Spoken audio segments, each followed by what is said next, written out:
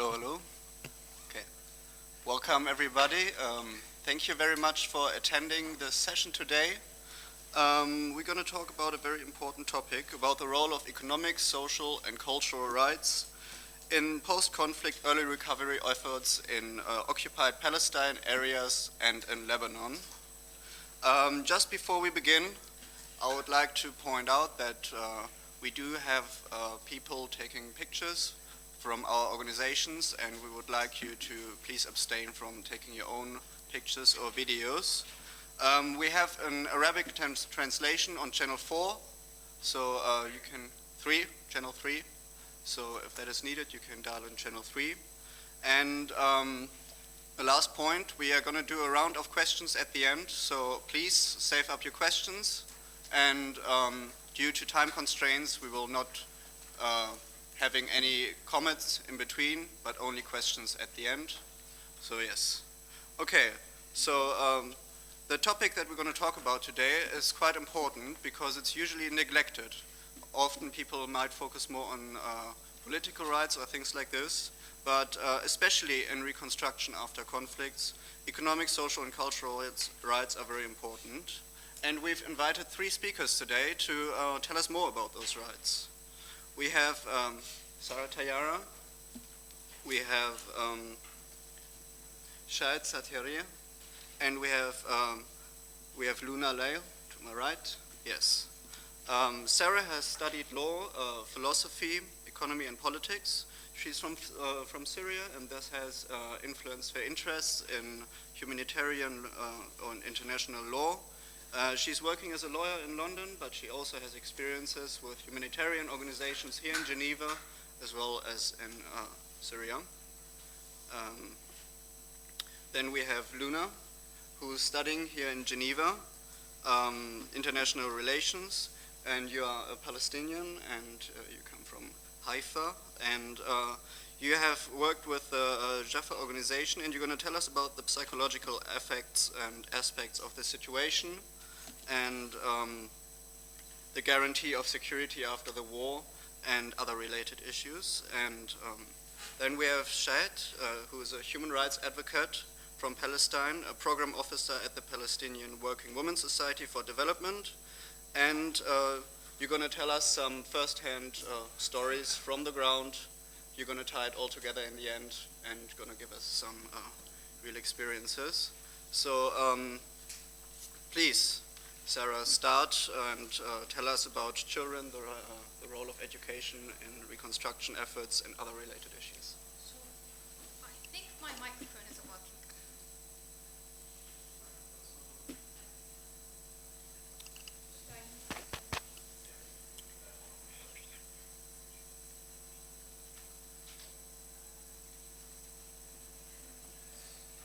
Maybe I'll just speak up. Press the button. Doesn't work. Hello?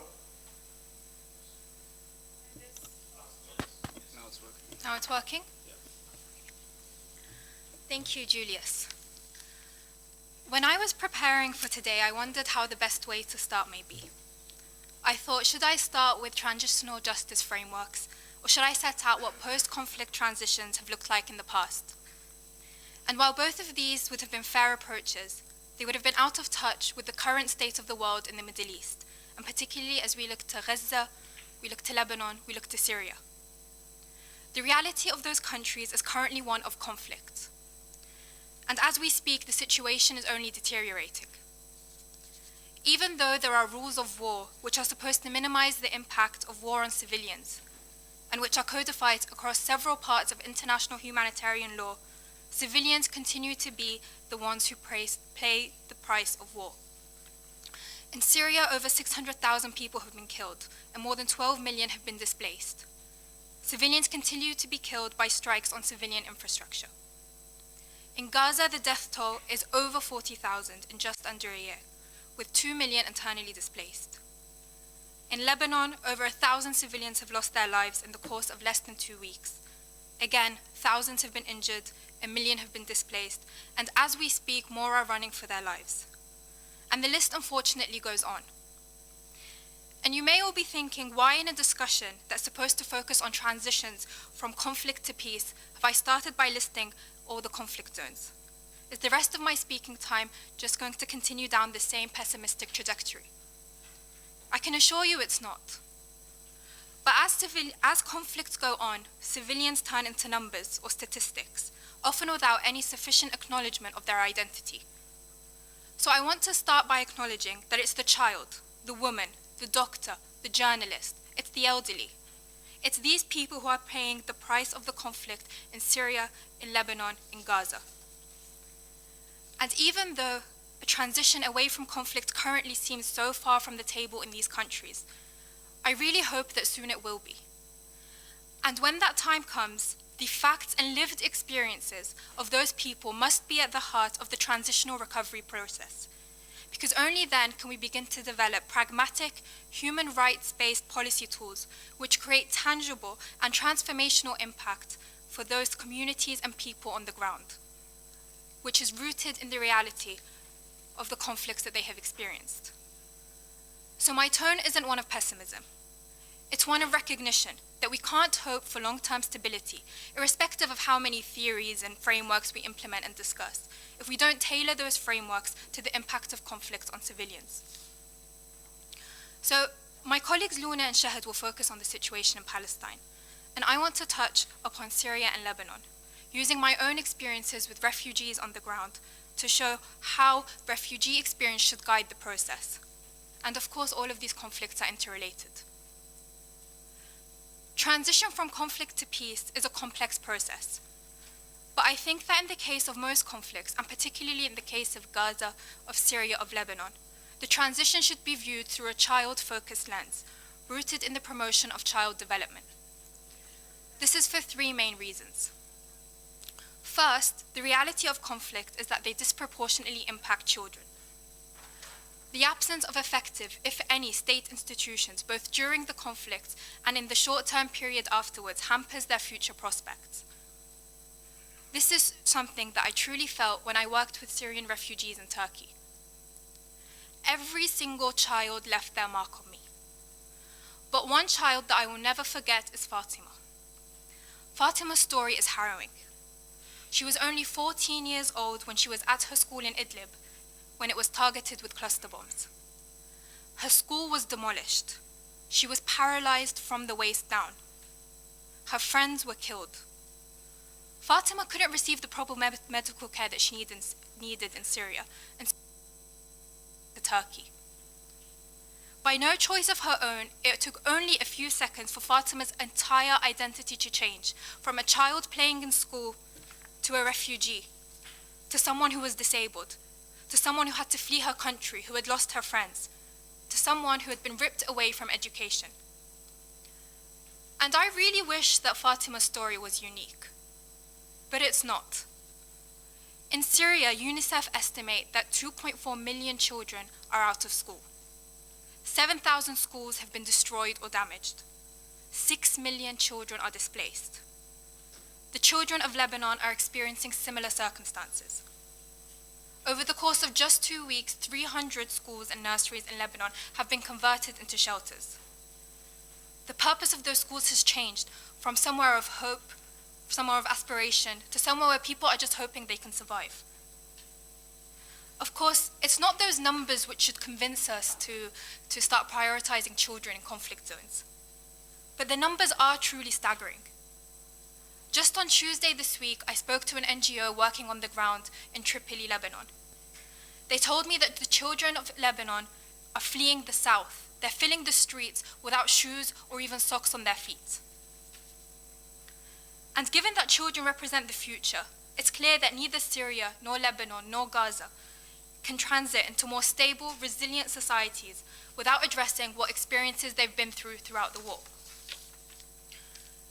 To understand the impact of these experiences, we can consider the work of psychologist Abraham Maslow, who developed a theory called the hierarchy of needs, outlining what individuals need to reach their full potential. The needs can be seen in a pyramid. The first is the base, which is physiological needs, and includes the basic requirements of food, water, shelter. The next level up is safety needs, That's psychological and physical and emotional protection, security, stability. The third is the need of love and belonging, of familial affection and relationships. The next level up is esteem needs, which relate to achievement and affirming one's own worth. And right at the top of the pyramid is self-actualization, which in the context of a child allows them to reach their full potential. In conflict across Gaza, Syria, Lebanon, the entire foundation of this hierarchy collapses. Children lose access to their most basic physiological and safety needs. Combining this with the psychological trauma suffered by children in conflict, they're left without the safety net they need to process their experiences. On an individual level, this may lead to a sense of unfulfillment and injustice. At a collective level, this can act as a significant barrier to post-conflict recovery.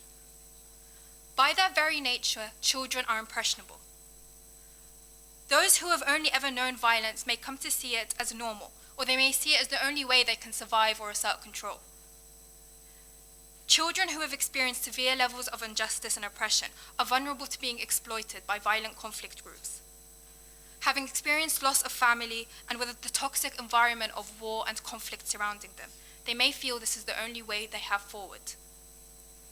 The key to breaking this cycle and rebuilding resilience is prioritizing the right to education and investing in rebuilding infrastructure which has come down in war. Such educational efforts shouldn't only focus on traditional subjects, but they should also focus on the healing process for children. Educational systems represent a sense of routine and structure. They can be safe spaces for expressions, helping children rebuild their trust and regain their sense of safety. Focusing on children's mindset and thought processes through inclusive and engaging activities that prioritize social cohesion may reduce the likelihood that they'll normalize societal divisions that lead to conflict in the future. The second reason why the rights of children, and particularly the right to education, should be prioritized in post-recovery efforts is that beyond the healing and routine that comes with the structure of study, education lays the essential groundwork for a prosperous society. Education isn't just a fundamental right, although of course it is. It's also deeply connected with other economic, social, and cultural rights, contributing to broader and more effective transitions in the long run. From an economic perspective, education is essential to restoring livelihoods and reducing poverty. By equipping children with the knowledge and skills necessary to contribute to the workforce, education builds a pipeline of skilled individuals who form part of the country's economic recovery. Education also fosters critical thinking, innovation, aspirations. It returns hope to children. It provides them with the strength to climb higher up Maslow's hierarchy, reaching the top of the pyramid, which has fallen down in conflict. It allows them to start focusing on achievement and self-fulfillment. On a community level, the shift is powerful. When children are focused on their own self-fulfillment, it ripples through communities. Educated children are more likely to become innovators, problem solvers, and leaders who can address their society's challenges in both an innovative and constructive manner. And now, if I just move on to the third reason. So far, my discussion on children has presented them as victims. And of course they are. But they are so much more than that. Categorizing children only as vulnerable risks muting their voices and downplaying their needs and interests. It overlooks their role as rights holders and fails to acknowledge the critical part they can play in the post-conflict transition. In fact, considering the role of children in the post-conflict transition isn't just something we should do. It's something we're actually required to do under international law. Article 12 of the Convention on the Rights of the Child stipulates that any child capable of forming their own views has the right to express those views freely and matters affecting them, with due weight being given to their age and maturity. And so, when we recognize the importance of children and invest in them as the future, we see that the psychological process which may increase long-term risks also can act as encouraging pro-social behavior. Practical initiatives such as peacebuilding education and projects aimed at helping children help heal them from experiences of conflict and help mitigate long-term psychological effects. This position has also been reaffirmed by the Committee on the Rights of the Child, which has said that children participation in post-conflict transitions helps them to regain control over their lives, contributes to rehabilitation, develops organizational skills, and strengthens a sense of identity. And so it's essential to recognize that children possess unique perspectives and insights that adults may not fully grasp. When children are given the agency, they are empowered to advocate for themselves and their peers. In this way, children aren't just beneficiaries of peace, they are essential actors in creating it. So, the smile on Fatima's face did not waver when I spoke to her. Even though she missed out on years of education, she was filled with an ambition which was truly humbling. Fatima told me about how she would always find educational materials to read online. She told me that her dream was to go back to Syria to be a teacher in her school, which was destroyed. She wanted to teach children topics which she did not have a chance to be taught. So when we consider how post-conflict transitions in Syria, Lebanon, and Gaza may look like, we must remember that voices like Fatima's aren't just stories of survival. They're voices of generation that can shape the future. Children like her are not merely victims. They're agents of change, ready to contribute to rebuilding their communities once the transition comes. And when it does come, because I'm certain that it will, we must keep the children like Fatima at the forefront of our minds. Thank you. Thank you, Sarah, for this nice talk, equally informative and shocking, I believe, with the story of Fatima. So thank you for sharing that. And I would like to give the floor to Luna now.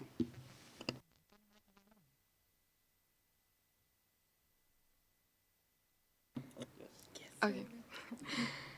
As we all know, for far too long, Palestine has endured military occupation and a series of conflicts that have left its population traumatized, impoverished, and deprived of fundamental rights. Today, war experts estimate that the death toll in Gaza could reach 180,000, as noted in the British medical journal Le Lancet. Moreover, 85% of Gaza's infrastructure has been destroyed due to relentless bombardments, violations of international humanitarian law, forced displacement, and the dehumanization of an entire people.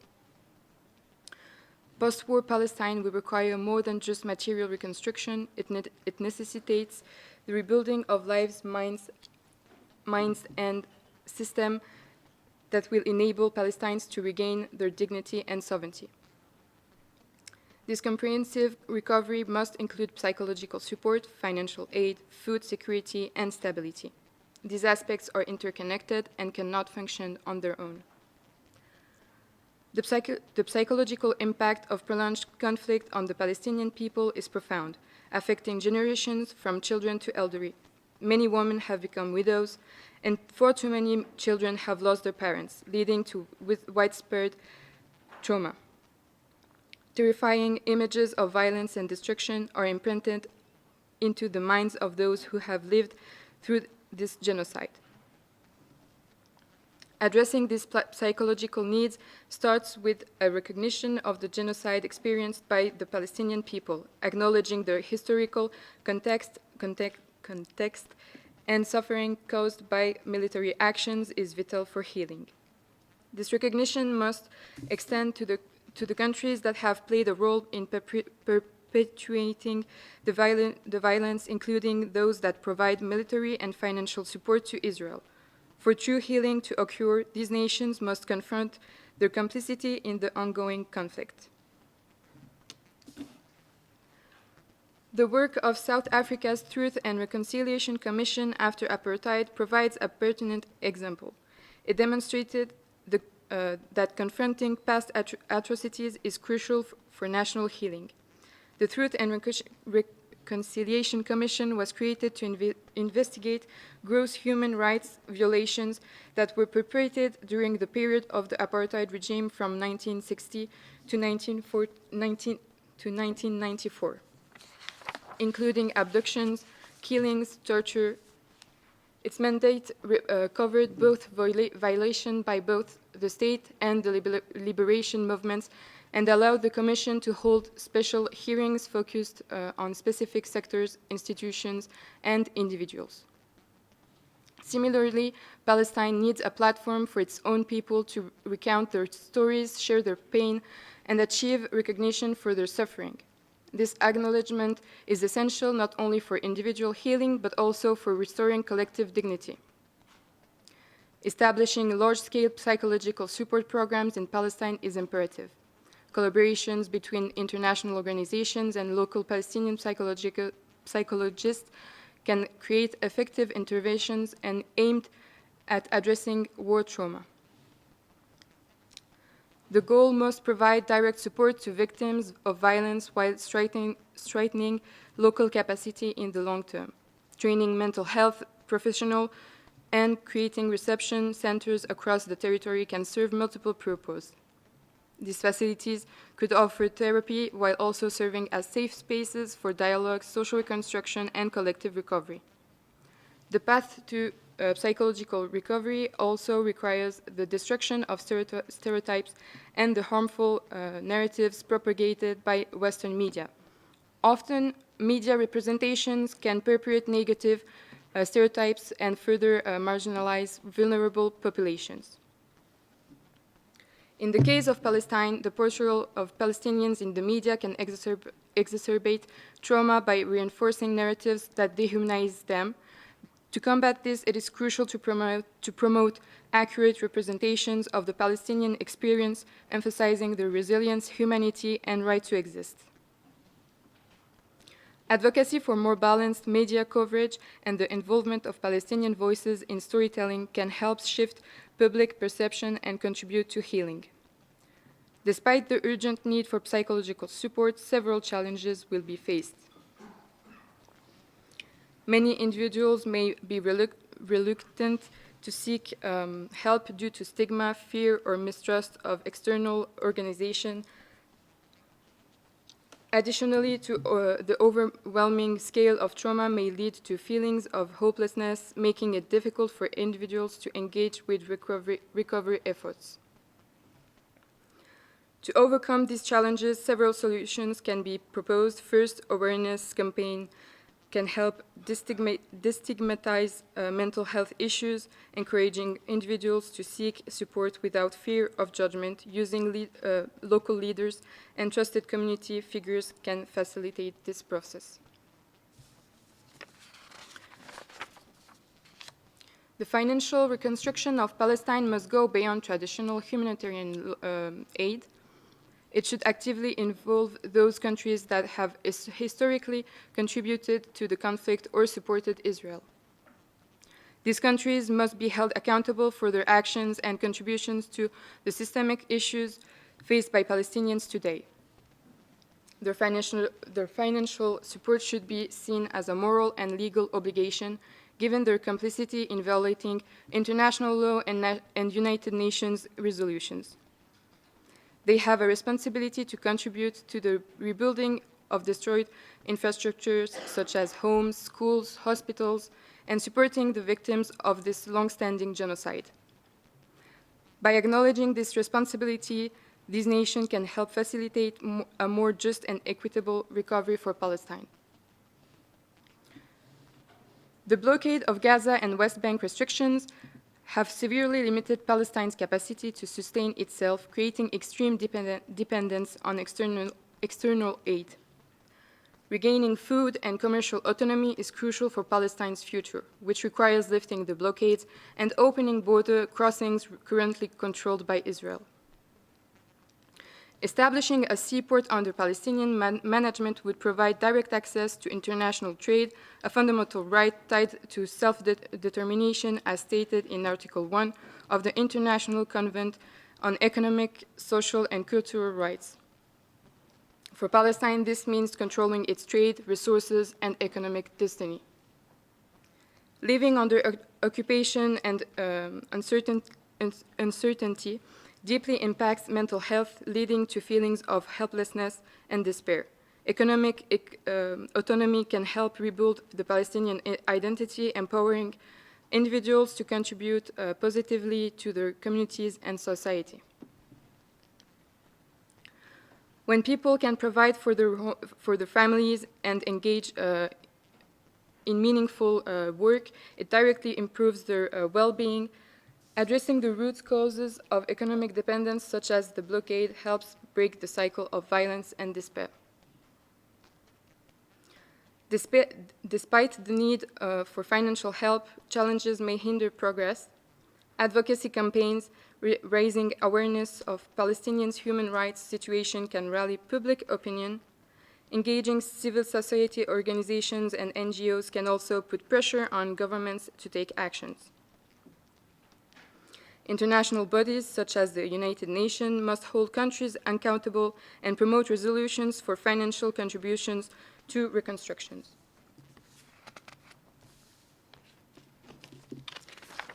Finally, to guarantee full sovereignty, Palestinian borders must be controlled by Palestinians. The Israeli presence at borders crossings has long imposed restrictions and humiliation on Palestinian civilians, disrupting daily life and serving as reminders of their lack of freedom. For a lasting peace and to ensure fair control over movement, Palestinians must manage their borders. However, in the immediate post-conflict period, international supervision may be needed to guarantee security and human rights. A neutral peacekeeping force could help manage border crossings, reducing tensions and ensuring the movement of goods and people.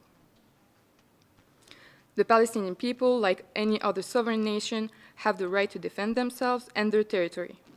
A recognized Palestinian army will be essential for ensuring security against future threats. However, international assistance will be crucial in developing Palestine's military and security forces. An instructive model is the KFOR mission in Kosovo, which maintained peace, assisted the return and resettlement of displaced persons and refugees, provided medical aid, and supported civil institutions. Similarly, a peacekeeping force in Palestine could address both physical security and the psychological toll of conflict, especially among children who have grown up in a perpetual state of war. Living under occupation has instilled a sense of powerlessness and heightened anxiety about safety and survival. The presence of an international peacekeeping mission would help restore a sense of stability and protection. This is not just about military deterrence, but it's about providing an environment where people can begin to heal. When the population feels secure, they can focus on rebuilding their lives, their communities, and their future.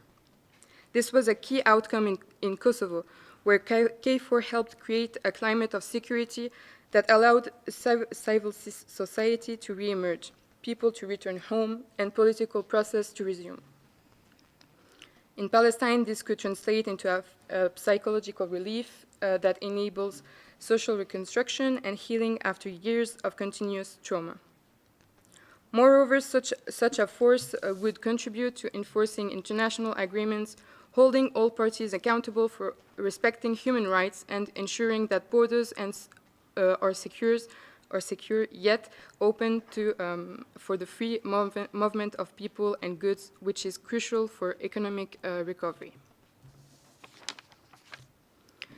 The international force supporting Palestine should not be seen as a long-term occupation or an externally imposed solution, but rather as a transitional mechanism that allows the Palestinian people to regain control over their future. The goal would be to enable Palestine to defend itself, restore sovereignty over its territory, and build a foundation for lasting peace and dignity without exacerbating the militarization of the region. Finally, the presence of such a force would symbolize the international community's commitment to ensuring that the post-war recovery of Palestine is comprehensive, just, and respectful of the human rights of all individuals involved. This approach, focusing on both security and psychological healing, offers the Palestinian people a genuine opportunity for peace, stability, and hope for future generations. However, it is crucial that in order to implement sustainable and effective humanitarian aid in the region, we must first achieve a ceasefire and condemn Israel's actions. A system that allows impunity will not lead us to a better world. Instead, it perpetuates a status quo that benefits only a select few, while the global community continues to confront serious issues.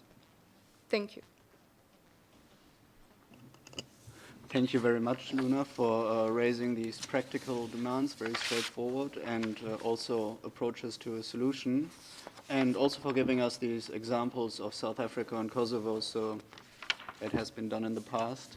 And I would now like to give the floor to Shahd to share some on-the-ground experiences with us. Thank you, everyone, for attending.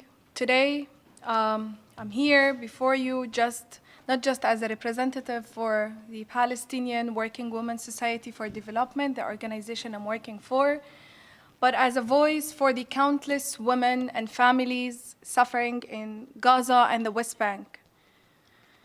At BWWSD, we work in the West Bank and Gaza, empowering women under 3 units: political participation, economic empowerment, and even promoting gender equality. Our mission is to amplify women's voices, promote gender equality, and ensure that women have the tools to thrive even and specifically more during such challenging time they're going through. Through our work, we witness the resilience of Palestinian women who, despite facing displacement, poverty, and restricted access to basic needs, they still continue to lead and advocate for justice. And today, I'm here not only as an advocate for women in the West Bank and Gaza Strip, but also as a victim myself. I was born and raised in the city of Jericho in the West Bank. My mom was born and raised at Jabalia refugee camp in Gaza.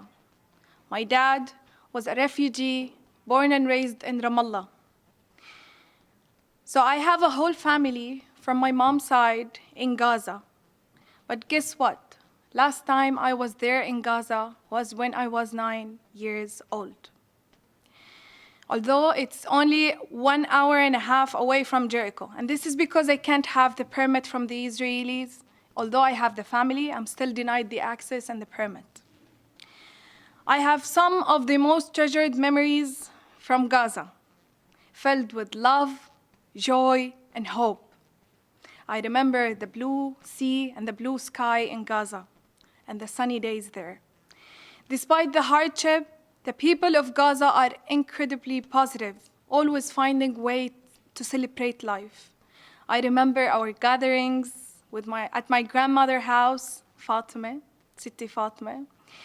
Big parties with singing and dancing at night, pajama nights with my cousins, and sleepovers filled with laughter.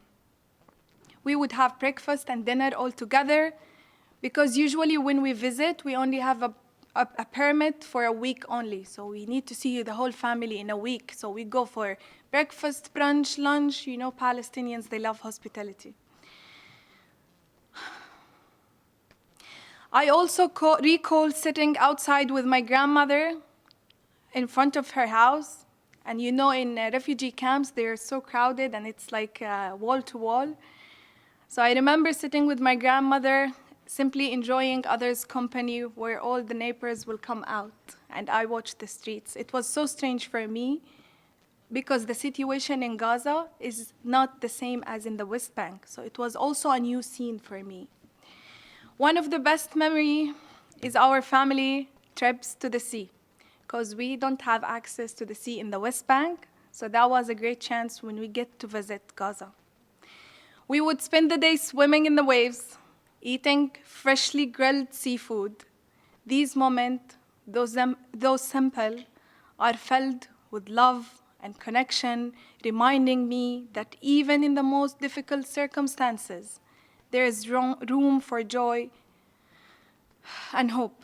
And I want to mention that the last time I was there, when I was 9 years old, although I had all these good memories, I still was there for a week, supposedly, but then the borders closed because there was an invasion to the north of Gaza at that time, and I had to spend 3 months there. My mom had to change her work.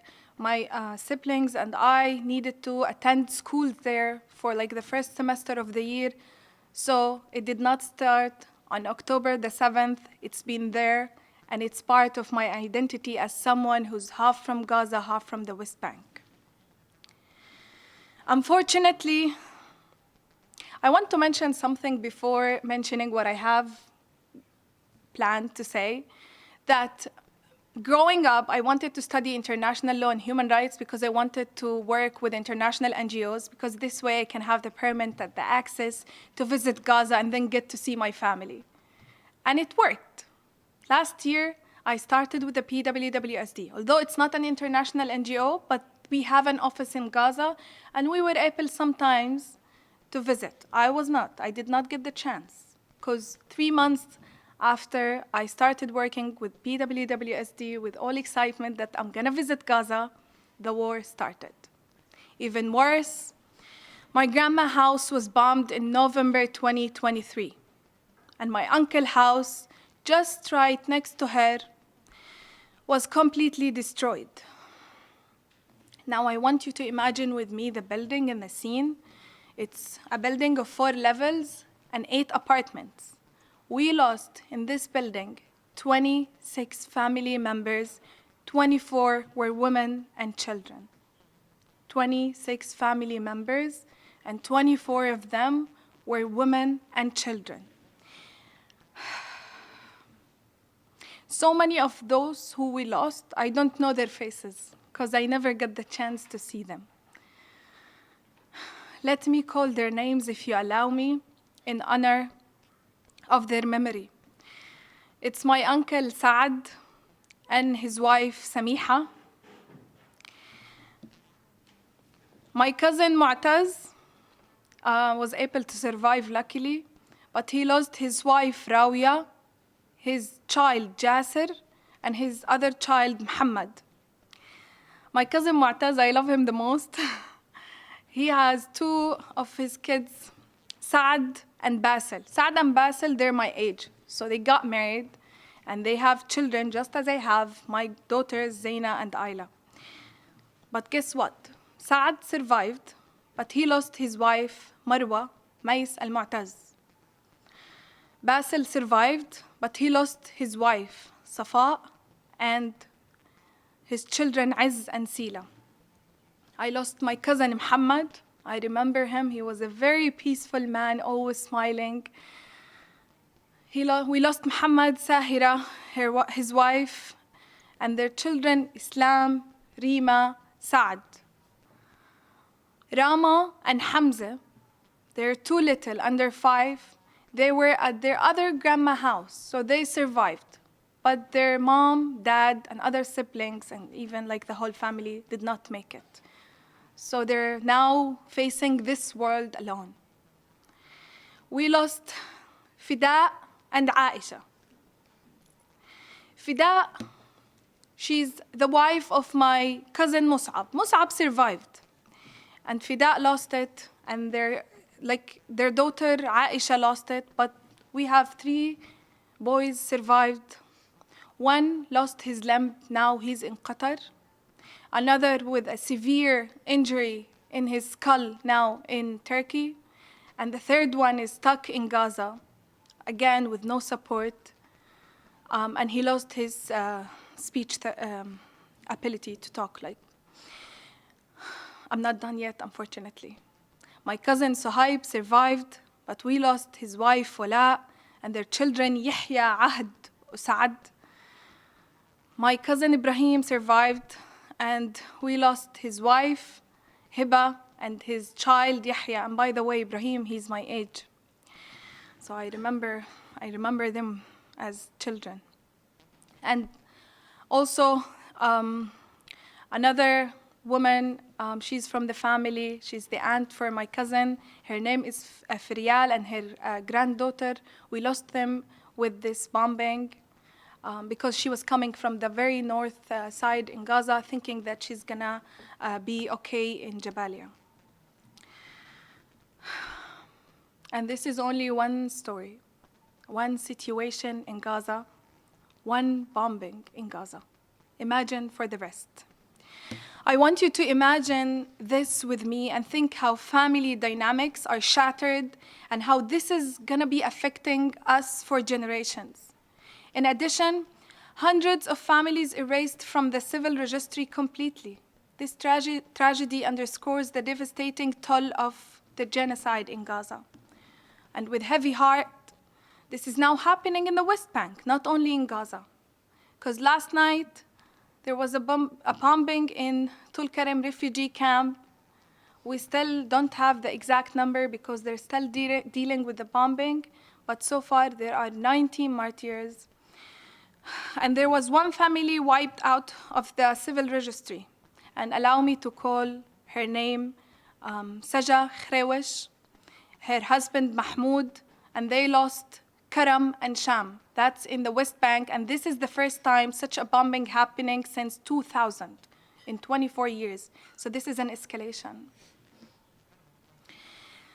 Dareen, my 15 years old cousin, she lost her life at Al-Shifa hospital, if you're familiar with this hospital in Gaza, as she was not able to receive her kidney dialysis treatment because 80 hospitals and clinics were partially or fully destroyed, if not once, twice, or 3 times, in addition to the siege on electricity and necessary equipment.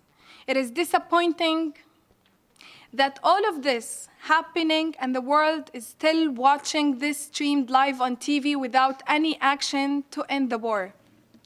After a year, I'm questioning why the Human Rights Council and the Security Council has failed to meet its mandate to guarantee justice, peace, and protection for the Palestinian people.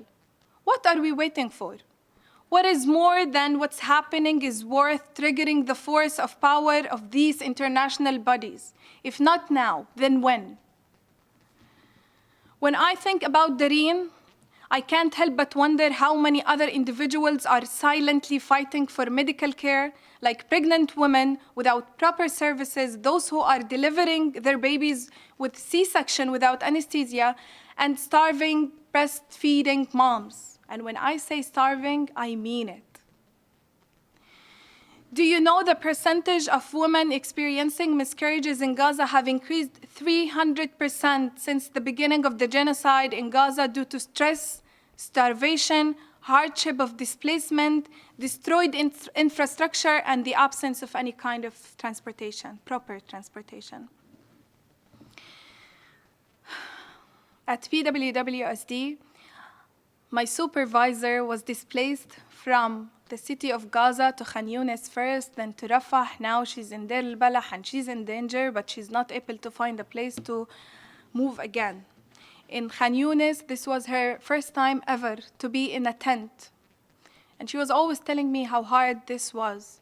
If she needs water, if they need to have a hot water, how to put the fire on, and how to make the bread. Think about the details. Don't think only about the tent, because now we're normalized with the pictures of refugee camps with tents, but we don't go through the stories and the dreams and who are those people inside these tents and these camps. Every time now she's more better than before because she knows she has to be stronger. She's out of the denial stage. And every time I want to send her work, because I know it's hard enough for her, she has her kids at home, they're not attending school, she needs to do a lot of things.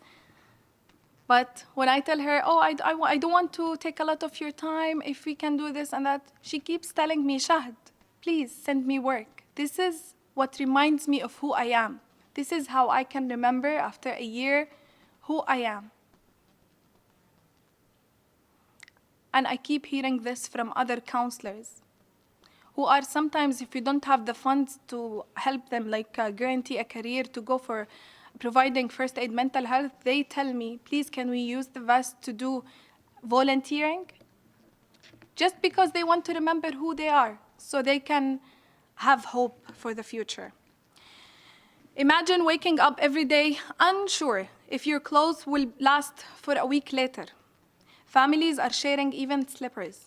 And imagine those are sharing slippers who are going into the winter season. How are they going to survive that too? Can you imagine living in a place where survival is uncertain and dignity feels like a distant dream? Sarah, I was talking to one of our counselors yesterday, and she was telling me that last night was so hard with the bombing. She was like, Shahd, I wish I can give anything just to get one night of uninterrupted sleep. Can you imagine how privileged we are? While people for a year are traumatized and under this stress, not being able to sleep for one night. Another friend, and it broke my heart when I heard this, that many of the women, and including this friend, she had to cut her hair because they don't have hygiene kits, they don't have hair products or shampoos, so they're not able to take care of their hair. Imagine the heartbreaking sacrifices those women are trying to go through or have to go through. One woman I know, a feminist activist from Beit Hanoun, fled her home under fire. She lost members of her family and went 40 days without access to clean water. 40 days. The diseases and infections that followed could have been prevented with just the basics: water, sanitation, and dignity.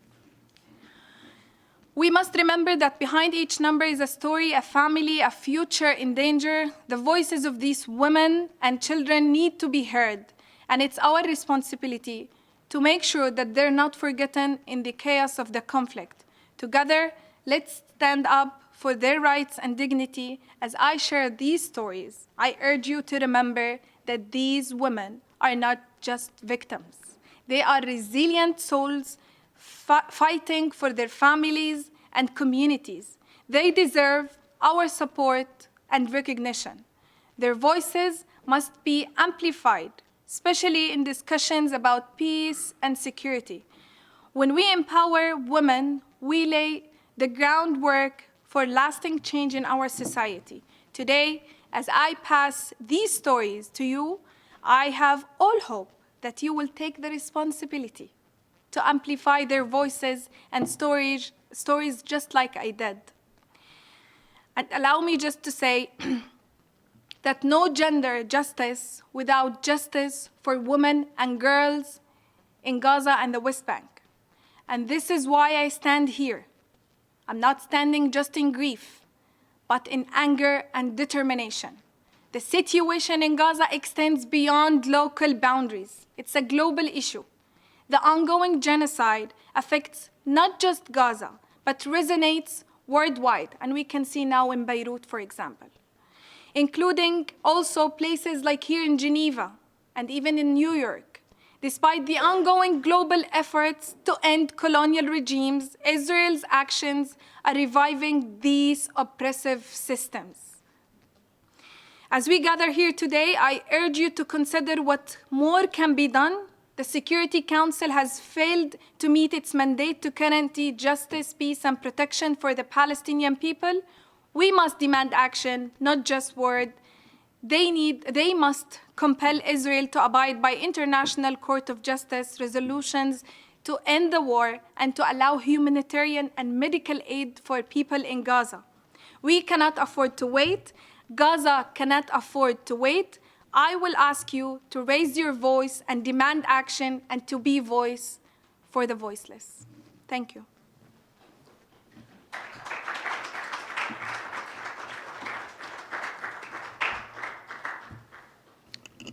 Thank you very much. I think you really managed to touch me and many in the audience, and you managed to make something that we know maybe from the news or something like this.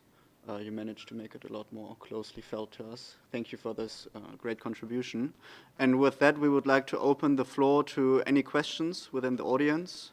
We will collect the questions first and then answer all of them after each other.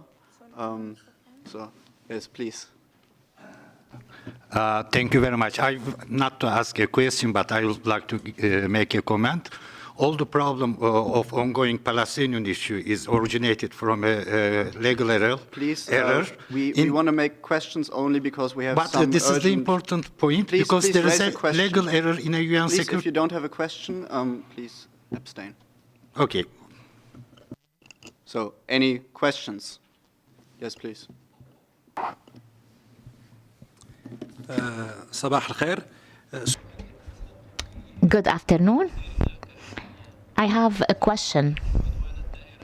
We consider that the aggression against Palestine, all the destruction and extrajudicial killing, all of this, I don't think that only recovery would be useful in that respect. We have also to think of a sustainable political solution and settlement. We have to stop the aggression of Israelis on Palestinians. We have also to enforce social justice. So can we have a total solution on that basis? Thank you very much. Who would like to answer?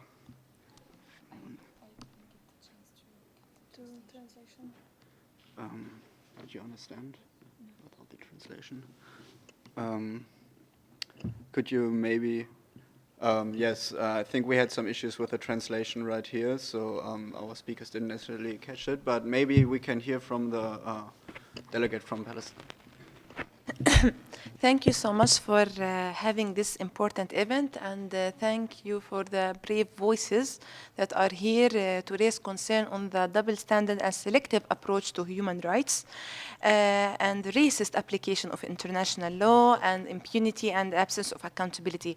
I would like to ask you, because you raised the issue of the failure of the Security Council and the multilateralism to save the international legal order, and that we are reaching the stage of a jungle world. What do you expect from states to do, and what concrete actions are recommended to end this suffering? Thank you.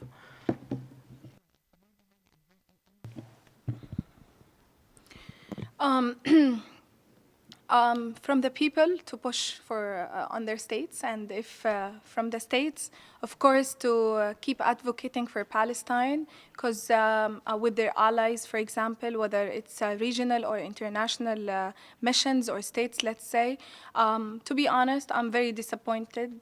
I was expecting a lot, and I know they can do more humanitarian aid and more, at least, if not on a political level, on a humanitarian level, I was expecting way, way more, because even international organizations are not able to guarantee humanitarian aid. So I wonder why states can't push through their relations and their powers to do so as well. Another thing also, their voices in the international community matters. So if they're gonna use that voice and that power, it's gonna work. If not, and if they're gonna keep the soft language, it's just gonna continue going like, you see, we are in an escalation. It's not getting any better, it's getting worse. And today it's Palestine, and or yesterday it was Palestine. Today it's Lebanon and Palestine. You never know what's gonna happen next. All right, and with that we have reached the end of this event. We would like to thank everyone for coming, and we hope we managed to raise some awareness and maybe bring forward some practical solutions. Thank you all for attending.